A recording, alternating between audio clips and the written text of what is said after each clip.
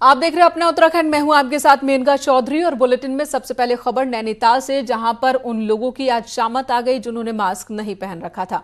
नैनीताल के एसओ अशोक कुमार ने आज सड़क पर बिना मास्क लगाए घूम रहे लोगों को सबक सिखाया। 2 लोग बिना मास्क लगाए सड़क पर घूम रहे थे, जिन्हें देखकर एसओ साहब को गुस्सा आ गया और दोनों को उन्होंने थप्पड़ जड़ दिया और फिर इन्हें इनके घर वापस भेजे गए।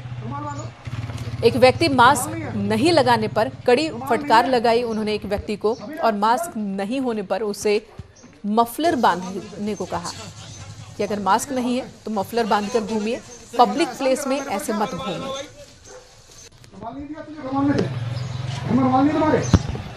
ऐसे ही चल दोगे, ऐसे ही चल दोगे।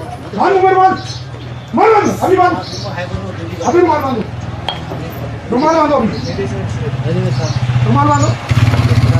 रुमाल नहीं है, रुमाल नहीं है। अभी निकल जबान बंद भाई, बंदी के घर में ये बंदा एहसान कर रहा है मेरे पर। क्या रुमाल नहीं दिया तुझे? रुमाल में दे, रुमाल नहीं तुम्हारे। ऐसे ही चल दोगे, ऐसे ही चल दोगे। मार बांधो, अभी बांधो, अभी रुमाल बांधो, रुमाल बांधो, रुमाल बांधो। रुमाल नहीं है, रुमाल नहीं है। अभी निकल जबान बंद भाई, बंदी के घर में ये बंदा एहसान कर रहा है मेरे पर। क्या रुमाल नहीं दिया? हालांकि ये भी डॉक्टरों की ओर से बार बार कहा जा रहा है कि हर किसी को मास्क लगाने की जरूरत नहीं है, लेकिन यहां पर जो नाराजगी देखने को मिली उसके पीछे की वजह को भी समझा जा सकता है, जो प्रेशर इस वक्त प्रशासन के सामने है। देहरादून से इस वक्त बड़ी खबर, जहां कोरोना से लड़ाई में सीएम त्रिवेंद्र सिंह रावत लगातार एक्टिव नजर आ रहे हैं। कोरोना की तैयारियों का जायजा लिया उन्होंने, अधिकारियों के साथ मीटिंग की और जरूरी दिशा निर्देश दिए। सीएम ने अधिकारियों को जरूरी सामानों की सप्लाई लगातार जारी रखने के आदेश दिए और साथ ही ये भी कहा कि ओवर रेटिंग नहीं होनी चाहिए, सख्ती से इस आदेश का पालन हो।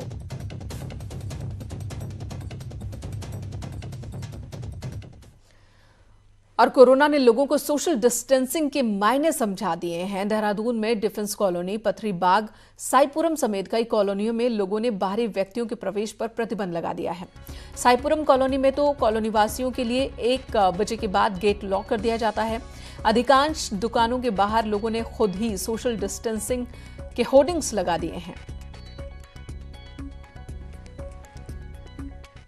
सुबह 7 बजे से लेकर 10 बजे तक हम जनरली खोलते थे।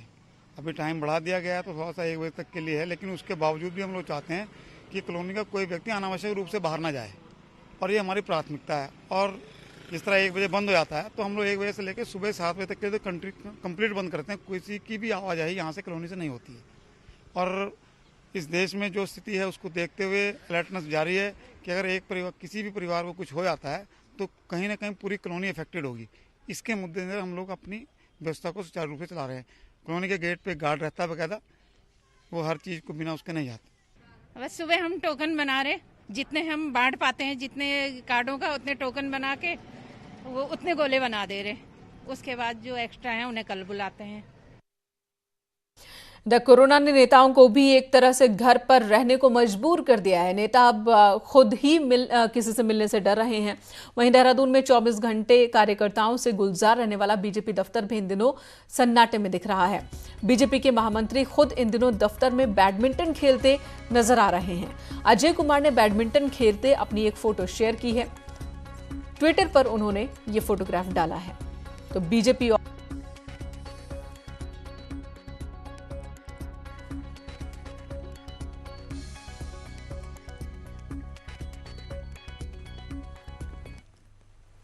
बात तबलीगी जमात की। उत्तराखंड में तबलीगी जमात का फिलहाल कोई सदस्य नहीं है।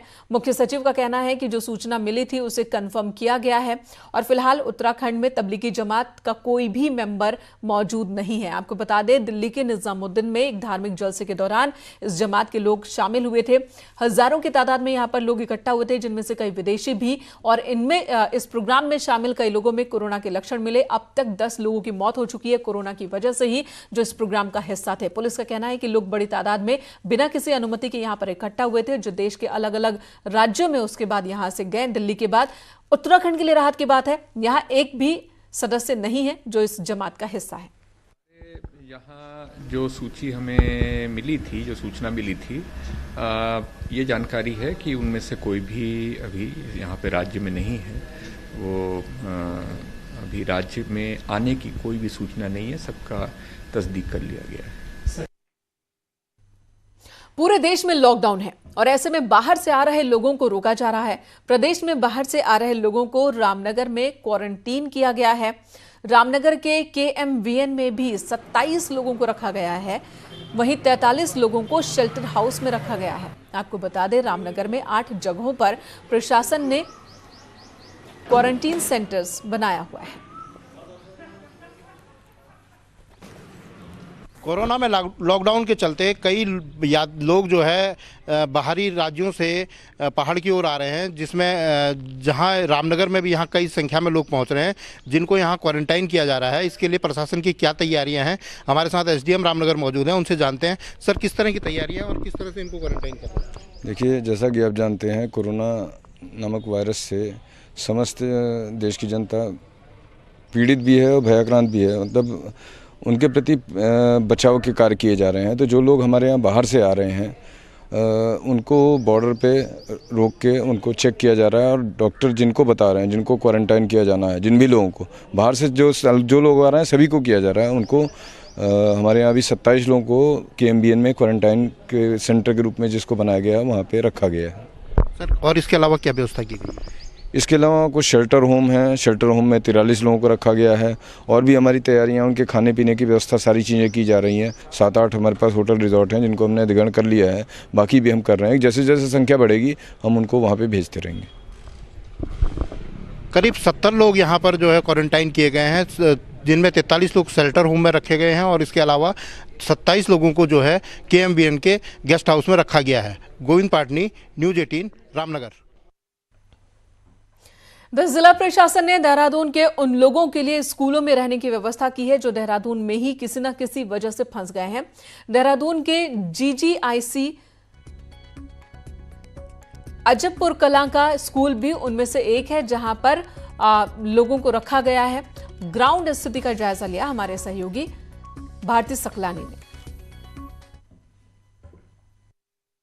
सीमाएं सील होने के बाद स्कूलों का अधिग्रहण किया गया है उन लोगों के लिए।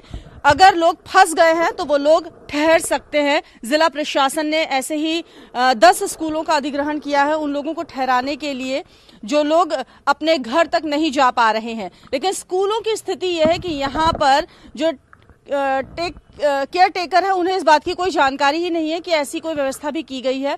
स्कूल्स में अभी भी यहाँ पर ताले लगे हुए हैं और लोग भी यहाँ पर ठहरने के लिए आए, ऐसी उनके पास कोई भी जानकारी नजर नहीं आ रही है। तो कहीं ना कहीं जिला प्रशासन ने जो तैयारी यहाँ पर की थी उस पर ग्राउंड लेवल पर अभी काम होना बाकी नजर आ रहा है। कैमरा पर्सन अनिल नेगी के साथ भारती सकलानी, न्यूज़ 18 देहरादून। इधर नैनीताल में कोरोना संकट के बीच भी सरकारी विभागों में आपसी खींचतान खत्म नहीं हो रही है, जिसका खुलासा नोडल मंत्री यशपाल आर्य के साथ अधिकारियों की मीटिंग के दौरान हुआ। मंत्री आर्य ने खनन मजदूरों को राशन न मिलने पर सवाल पूछा, जिस पर जिले के प्रशासनिक अधिकारियों ने खनन और वन निगम से जुड़े अधिकारियों की शिकायत कर डाली। दोनों विभागों पर आरोप है कि गौला, नंधौर, कोसी दापका में मौजूद मजदूरों की सही संख्या ये नहीं बता रहे हैं और जिस वजह से यहाँ पर खाद्यान्न की आपूर्ति नहीं हो पा रही है।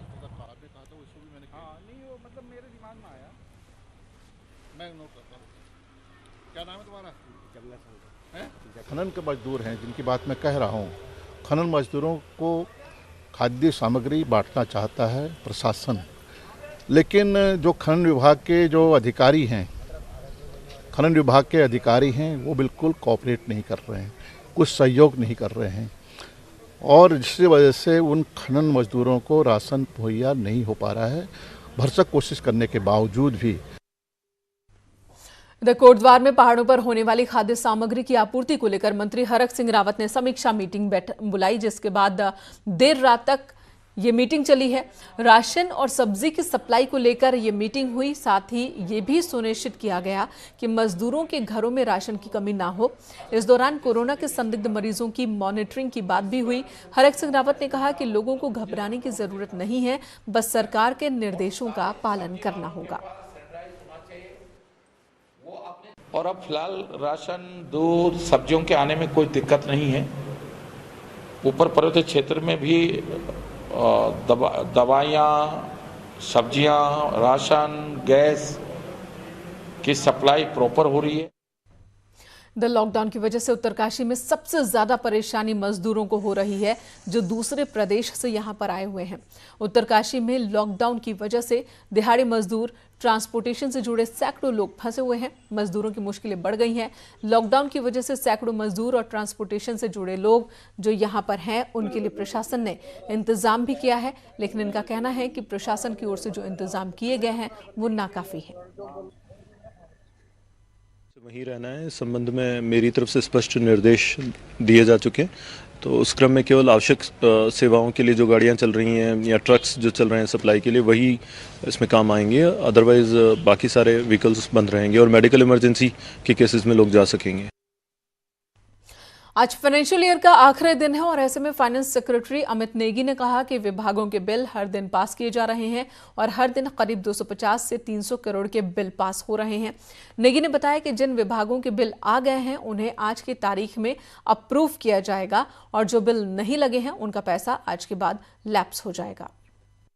फाइनेंशियल ईयर की एंडिंग में अभी तक हमारे जितने बिल्स ट्रेजरी में हैं वो लगातार पास हो रहे हैं। जैसे हमारा लगातार जो डेली एवरेज है करीब 250-300 करोड़ के आसपास चल रहा है, पर 3-4 दिन पहले हमारा 400 करोड़ के आसपास है।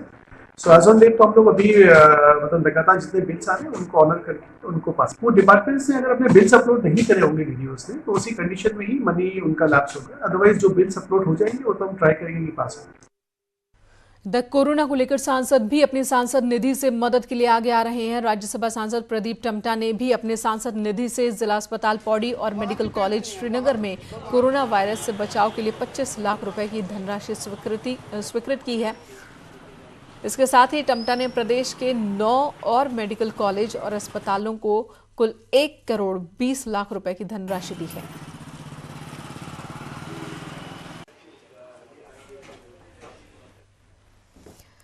यहाँ एक ब्रेक के लिए रुकेंगे, तुरंत लौटते हैं। आप बने रहे हमारे साथ।